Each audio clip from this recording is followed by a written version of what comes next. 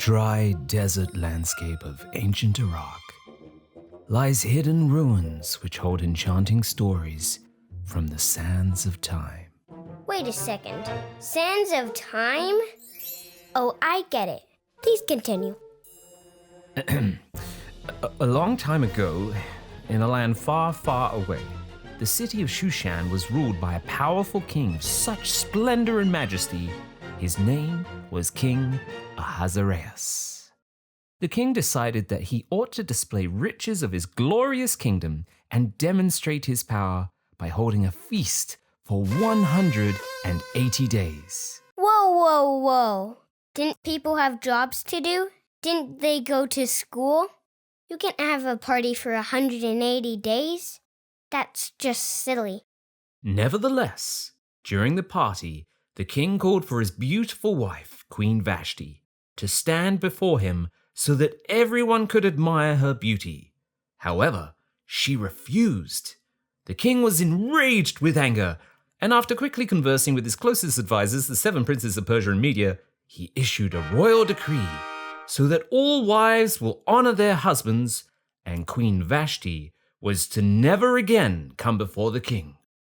And so our story begins. Mordecai was a Benjamite Jew who raised his younger cousin Esther like she was his own daughter. The Benjamites and other Jews had come to Shushan as captives from the land of Judah and were now living among the people of Persia. One day, there was a knock at the door.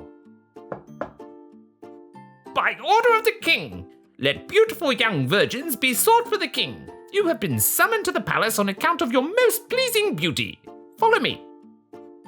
You'd better go, Esther, but don't reveal to anyone, our people or our family. Mordecai followed Esther to the palace, and each day he paced outside the women's quarters, hoping to find out what had happened to her. Move out of my way, you nincompoop! I'm sorry, sir. I'm just so concerned about... Blah, blah, blah. Can't you see how important I am? Oh, Haggai, thank you for your kindness towards me, but I am so completely, utterly, and absolutely terrified to see the king. What if he doesn't like me? And I'm cast aside along with his other concubines, or worse. Esther, you're the most beautiful one here, and more importantly, that you are the most thoughtful and sincere and warm-hearted of all the women brought before the king. Bring hither the one they call Esther. I think that's you.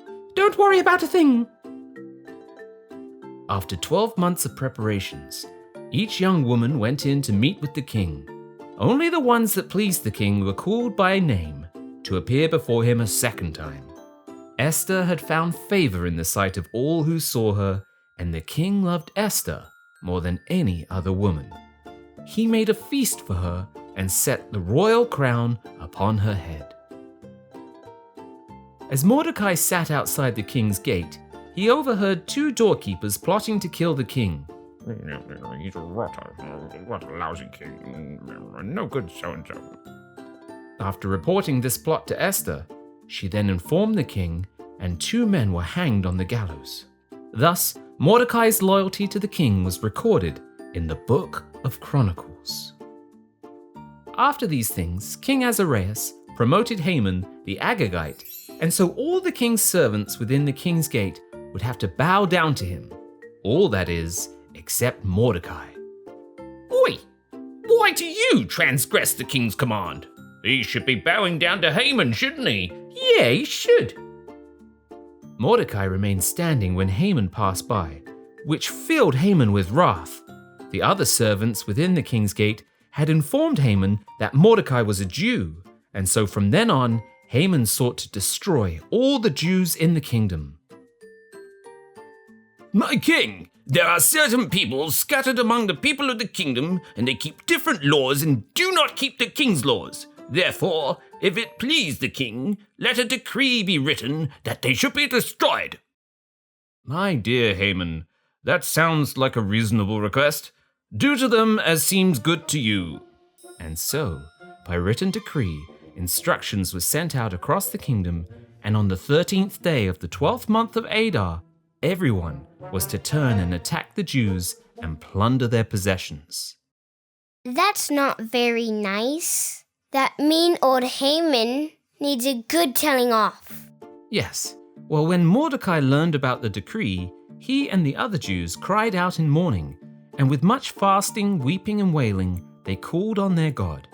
Mordecai sent word to Esther saying, "Do not think in your heart that you will escape the king's palace, any more than all the other Jews. For if you remain completely silent at this time, relief and deliverance will arise for the Jews from another place. But you and our father's house will perish. Yet who knows whether you have come to the kingdom for such a time as this?" Esther then responded, saying, Go, gather all the Jews who are present in Shushan, and fast for me. Neither eat nor drink for 3 days, night or day. My maids and I will fast likewise. And so I will go to the king, which is against the law, and if I perish, I perish.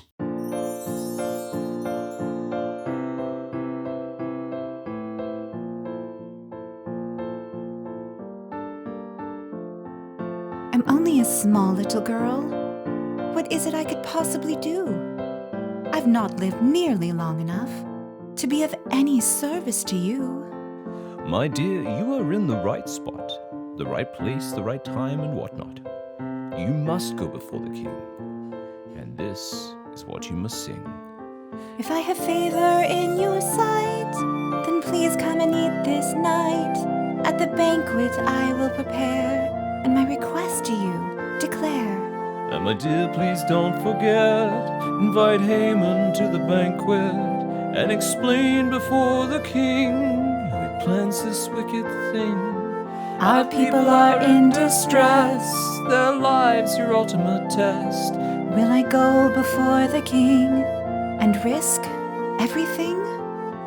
If you perish, If I perish, wicked Haman won't have his way. Please fast for me these next 3 days, and then I will do as you say.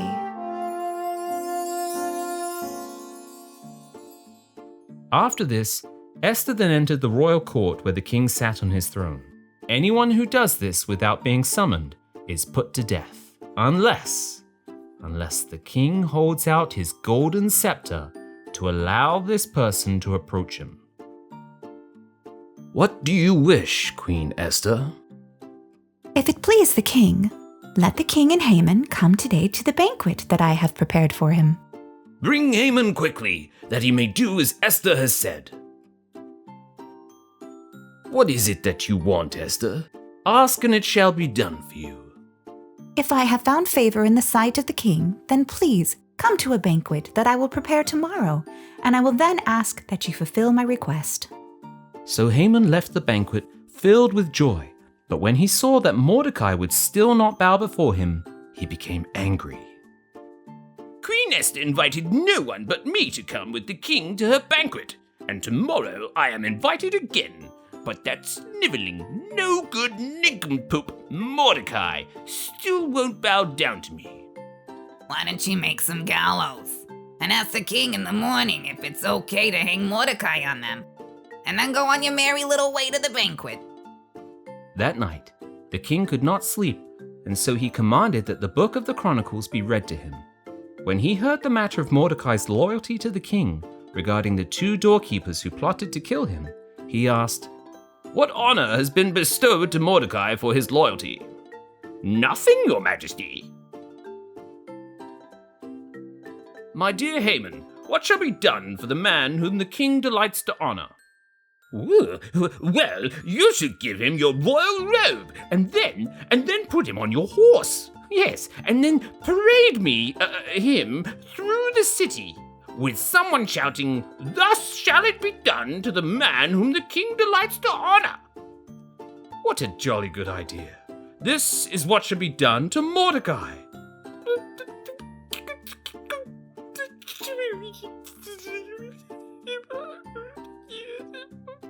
Oh dear, oh dear, oh dear. This doesn't look good for you. For if Mordecai is really Jewish, then all your plans will fail. Haman, You are properly requested to attend Her Royal Highness Queen Esther's banquet. So what is it that you want, Esther? Ask, and it shall be done for you. If I have found favor in your sight, O king, let my life and that of my people be saved is my request, for we are all to be killed. Who is he? Where is he? Who would dare do such a thing? The enemy is this wicked man Haman.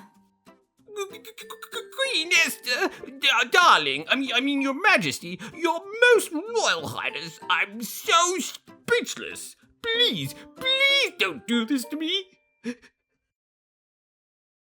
Will he also assault the queen while I'm in the house? Look, Your Majesty, the gallows which Haman was to hang Mordecai on. Hang him on it! And so it was that the evil plans of the wicked man Haman came back on his own head. The king promoted Mordecai to rule over all that Haman possessed, and a new written decree was sent throughout all the kingdom, instructing the Jews to protect their lives against all who would attack them on the 13th day of the 12th month, which is the month of Adar. This day became known as Purim.